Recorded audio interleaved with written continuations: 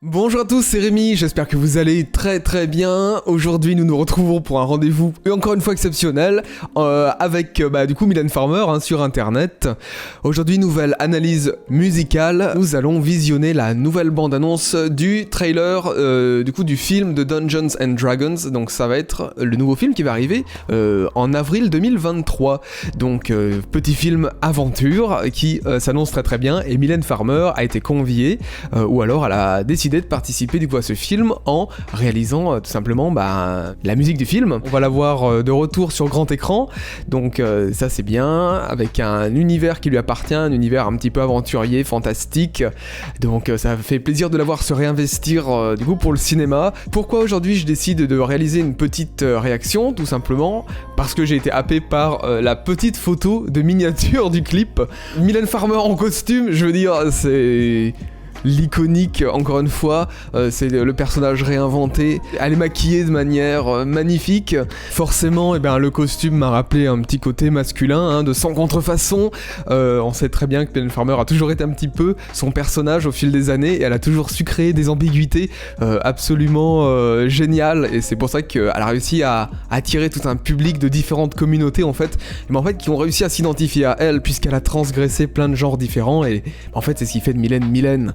Aujourd'hui, ce clip, il arrive dans une période un petit peu tourmentée pour la France, où le pays est malheureusement en crise. J'ai posté vraiment pas mal de contenu sur ma chaîne YouTube lié à ça, si jamais vous êtes intéressé non seulement par l'actualité un petit peu plus politique ou alors des analyses de musique, comme aujourd'hui je fais avec Mylène Farmer, j'en ai fait plein d'autres qui ont pour la plupart été appréciés. N'hésitez surtout pas à rejoindre la chaîne YouTube pour découvrir un petit peu ce contenu, c'est gratuit, je ne génère pas d'argent avec tout ça, et je le fais par passion, avec le cœur, donc voilà, le message est passé. Nous sommes à 90 jours du lancement de Nevermore 2023, 90 environ, on n'est pas très loin, et il me tarde de découvrir un petit peu tout l'univers qu'elle a créé. Il y a eu un communiqué presse, l'autre jour un communiqué de presse qui a bien dit qu'elle arriverait bien en forme et que ce serait la Mylène qu'on connaissait bien.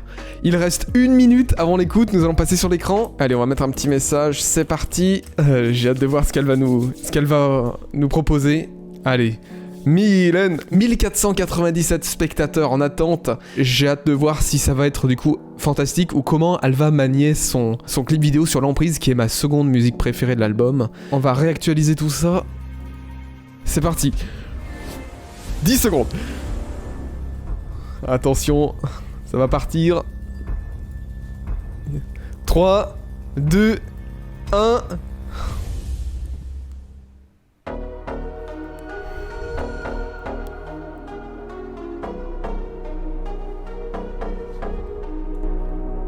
Ça va être ombre et lumière. Tout à l'heure, je me suis demandé si ce serait ombre et lumière, donc effectivement... Oh.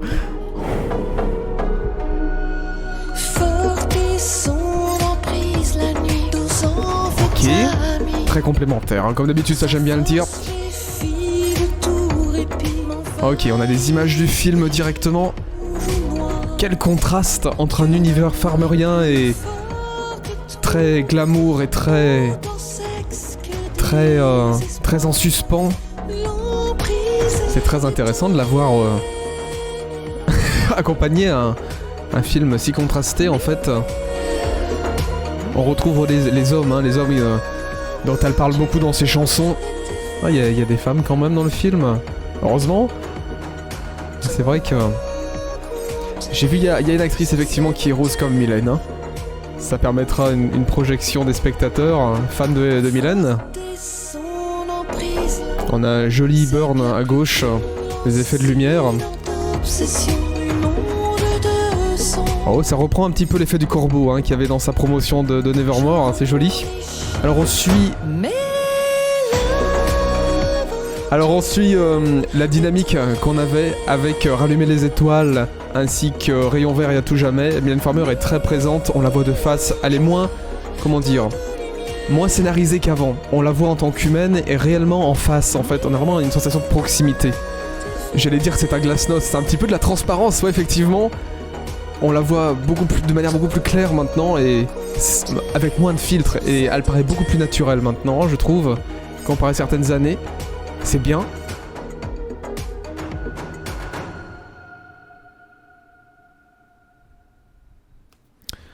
Eh bien, c'est un clip très intéressant. Très intéressant, mais qui bon, je vais le nuancer tout de suite. On va pas faire 36 passages, puisque l'objectif du clip, je pense, n'est pas de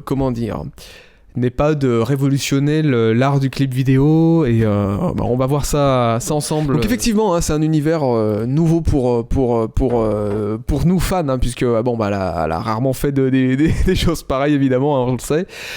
Et donc, il y a une notion de commercial quand même, hein. On voit qu'elle accompagne le film et que c'est pas le film qui l'accompagne. Voilà, c'est ça où je veux en venir, et je nuance un petit peu du coup, parce que c'est vrai que d'habitude dans mes analyses, je fais des analyses quand je suis très très emballé, et là c'est vrai qu'on va un petit peu nuancer.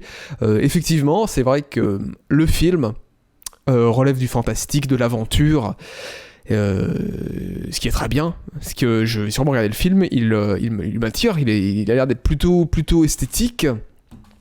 Et à côté de ça, on a une Mylène, voilà, qui conserve ses codes, et donc ça c'est plutôt bien, hein, elle s'est pas perdue dans je ne sais quoi, elle a conservé ses codes, et elle s'inscrit dans un film qui la représente esthétiquement parlant, en termes de couleurs, je trouve.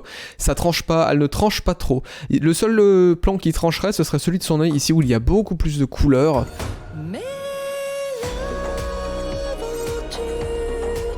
Voilà, c'est ce plan tout le temps qui revient 2-3 fois d'affilée.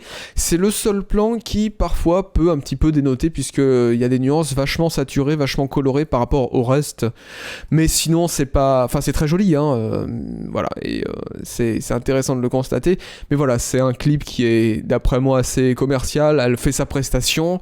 Il y a un petit peu de recherche par rapport à son entrée. L'entrée est très très belle du clip.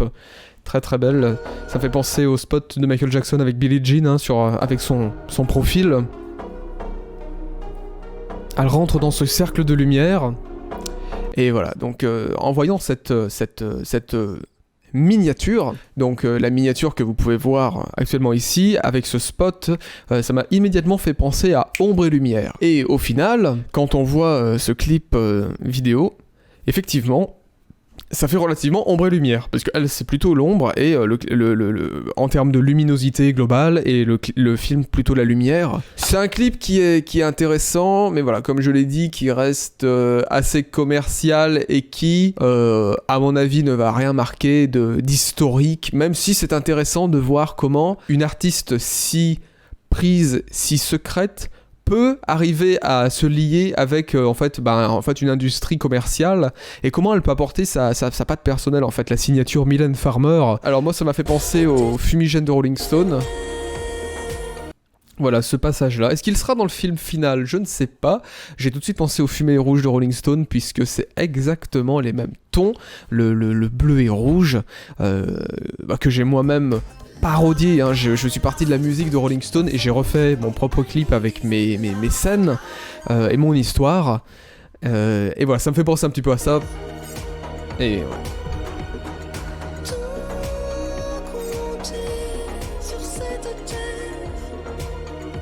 Voilà, ça va être de la défense de territoire, hein, c'est de l'aventure, on voit, hein, c'est de la conquête, et donc les paroles sont assez liées avec ce qu'elle vient de dire juste avant.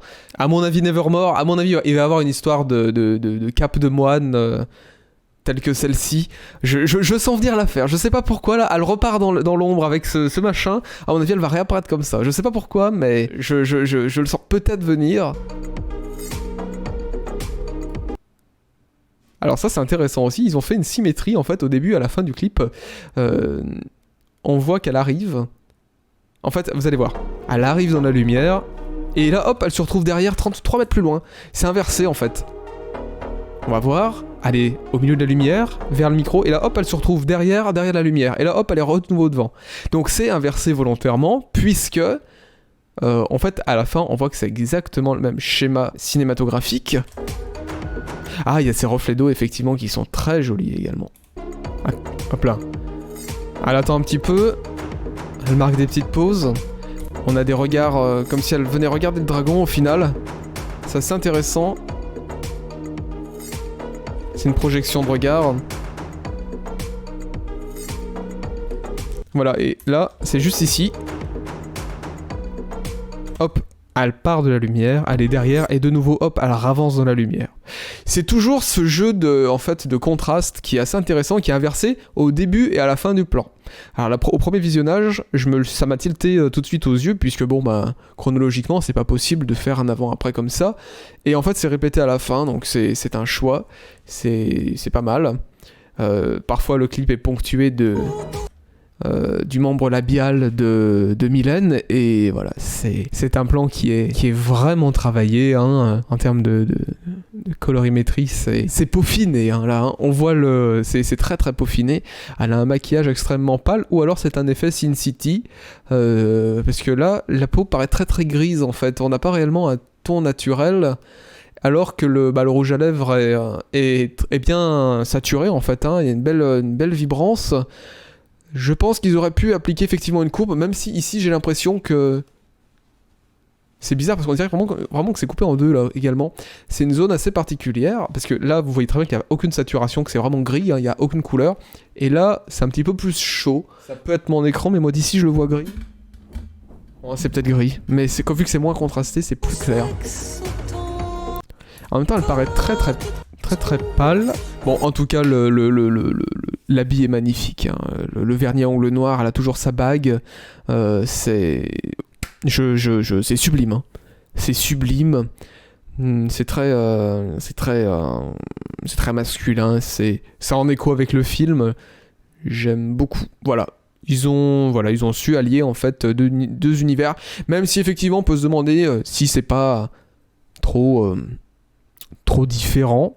Peut-être que ça va gêner certaines personnes, puisqu'effectivement, comme je l'ai dit, c'est pas quelque chose qui révolutionne, et ce sont quand même deux univers très différents, et voilà, c'est quand même très commercial. Ce qui m'a un peu plus perturbé, c'est que l'image de Mylène, les plans de Mylène sont très sharp, tandis que les images du film sont beaucoup moins. Certains plans sont de mauvaise qualité en fait, c'est très bizarre. Alors voilà, il y a beaucoup de flou de mouvement en fait. Enfin, c'est vraiment curieux, et sur chaque plan du film, on dirait réellement que la netteté n'est pas la même. Enfin, c'est vraiment curieux, et j'ai trouvé ça un peu amusant. On a vu un plan avec les flammes à un endroit, je ne sais plus exactement où c'est, et ça m'a fait penser du coup à la sortie de Mylène en 2019. En tout cas, ils ont retranscrit l'univers du film avec Mylène, et c'est plutôt sympa. Ici là, hein. Ouais, c'est ici. Ici. Voilà, ça fait quoi 2019 ? Comme si elle part vers la droite, elle part vers... en fait, elle laisse derrière elle ses flammes. Elle va à droite vers le nouveau elle, on dirait. C'est assez... Et là, il y a un beau jeu de regard.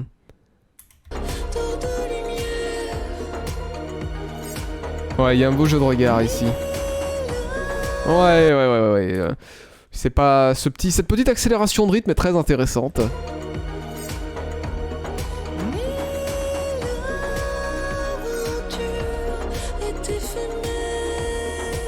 Voilà, l'aventure, hein, c'est une aventure.